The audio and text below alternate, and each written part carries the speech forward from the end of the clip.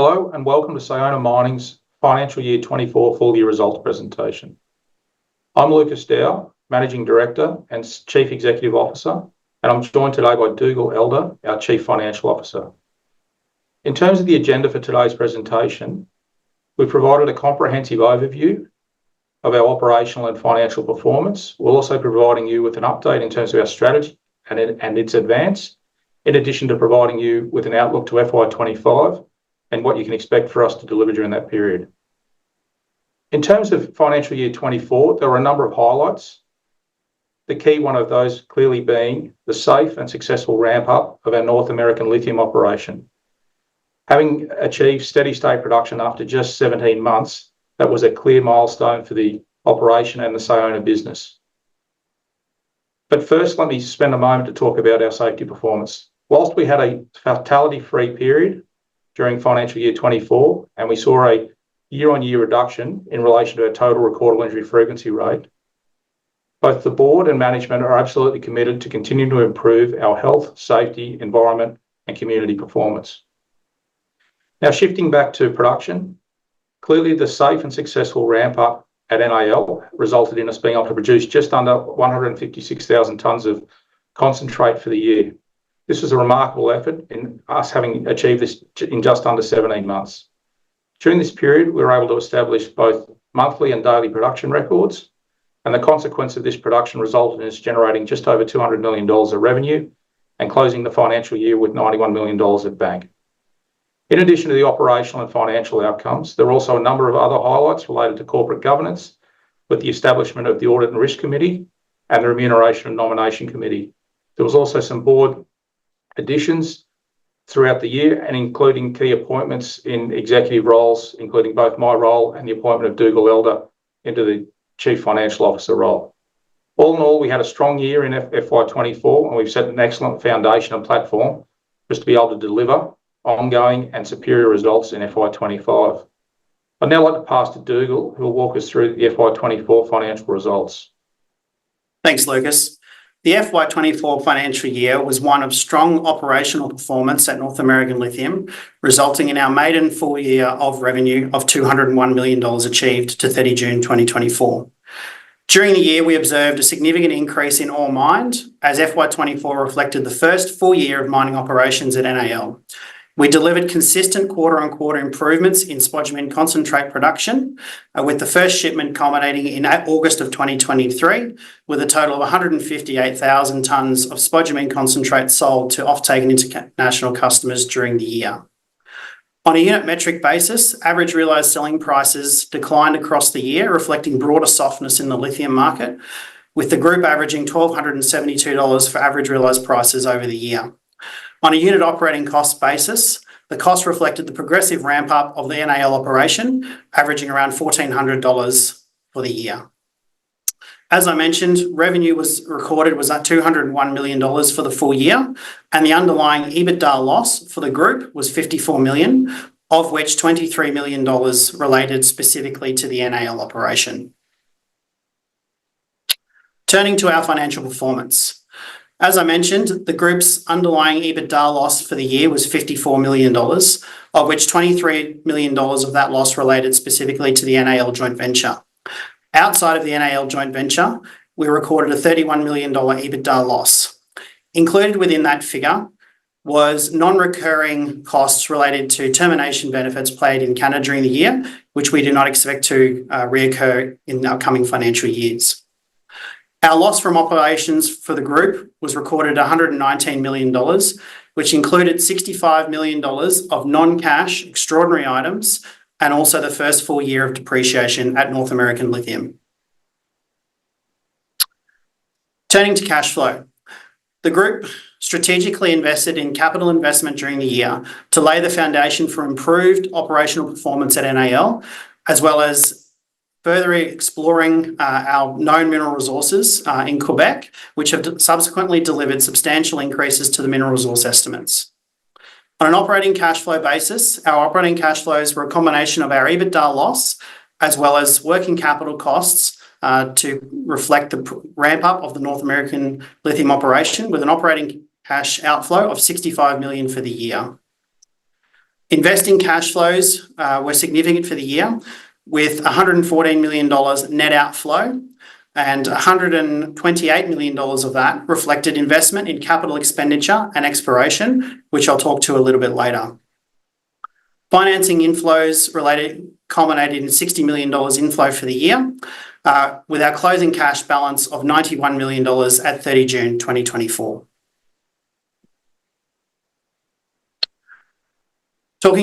Looking to cash flow movements, we started the year with $211 million of cash on hand.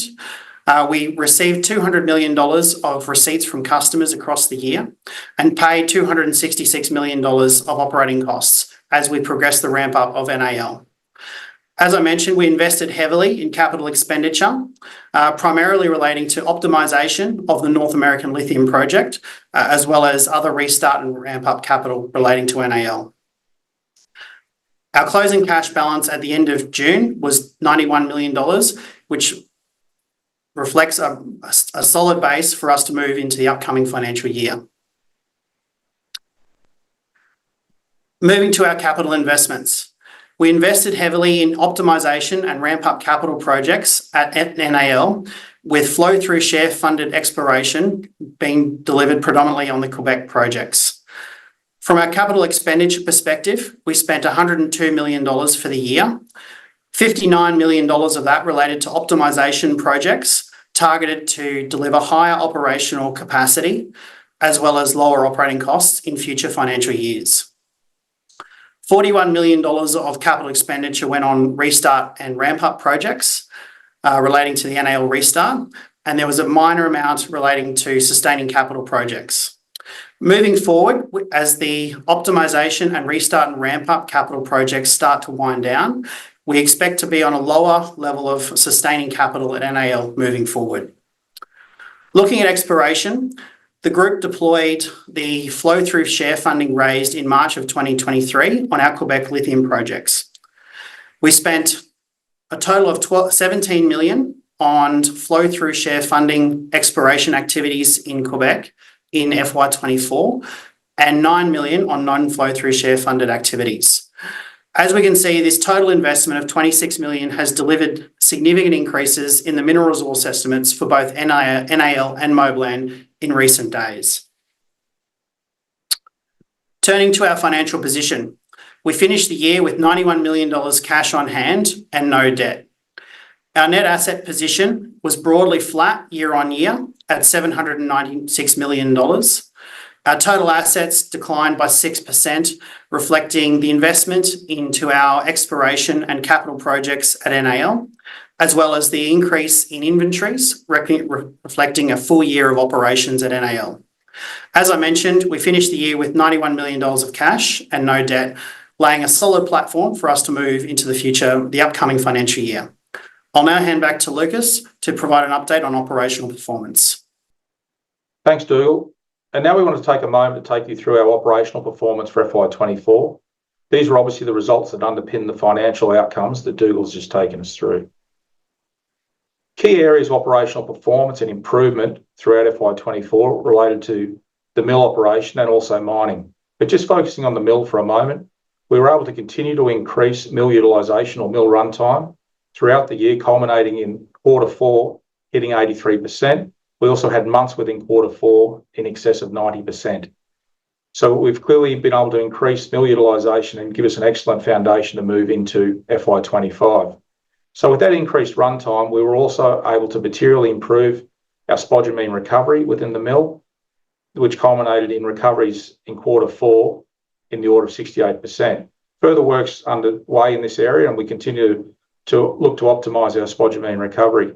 The culmination of this increased runtime and excellent recovery rates saw us produce just under 50,000 tonnes for the quarter, again providing an excellent platform for us to move forward into FY25. In addition to the ramp-up activities that we're undertaking at NAL, we were also busy with exploration activities, the bulk of which have been funded through flow-through share funding arrangements or other pre-commitments. The consequence of this exploration activity now means that we've got nearly 200 million tonnes of resource in the Quebec province, spread across NAL, Moblan and Ortier. If we just spend a moment to look at NAL and the upgrade that we've seen in recent days, we've added 51% to the mineral resource base at NAL, increasing the resource base to 88 million tonnes. Importantly, a high proportion of this sits in the measured and indicated levels, meaning that we expect a high conversion rate across the mining reserves. The consequence of increasing those reserves not only extends the mine life, but provides us with a number of opportunities in terms of being able to study expansion options for NAL.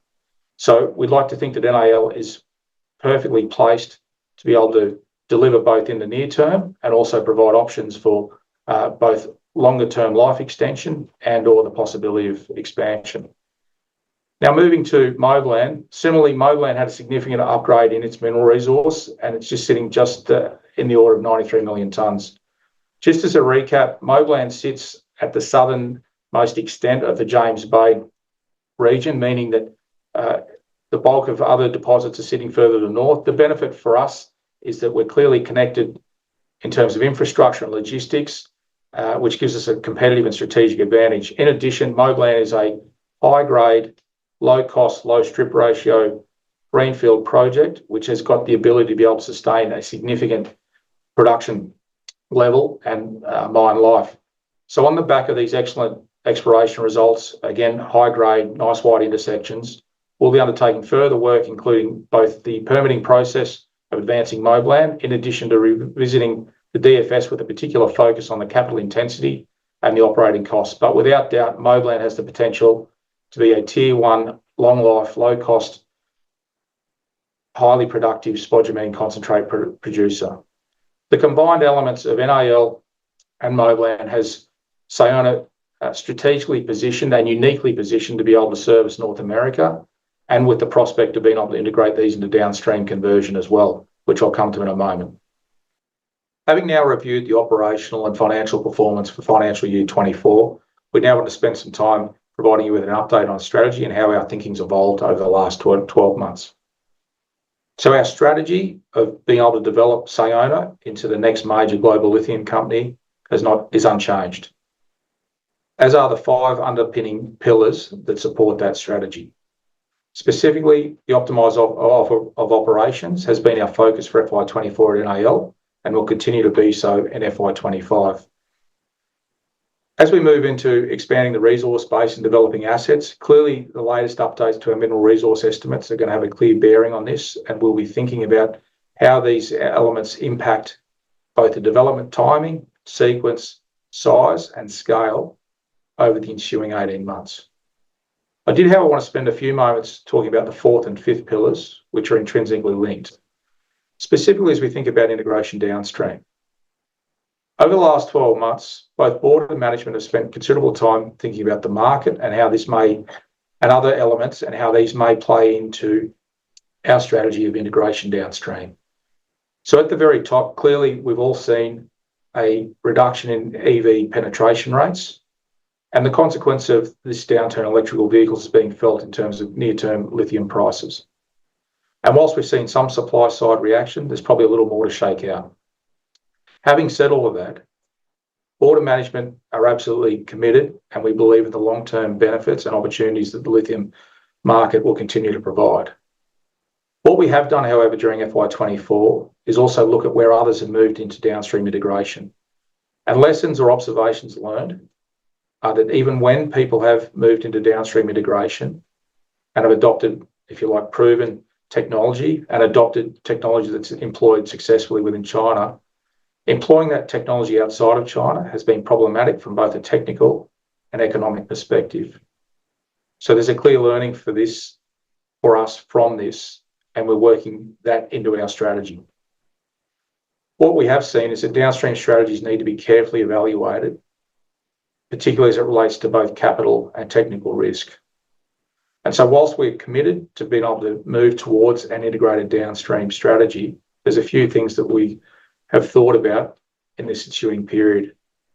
And just to spend a moment, if we look at where, if you like, economic return or economic rent has been captured over the last cycle, this graph illustrates that over the most recent period of the cycle, far and away, the greatest portion of economic return has been upstream rather than downstream.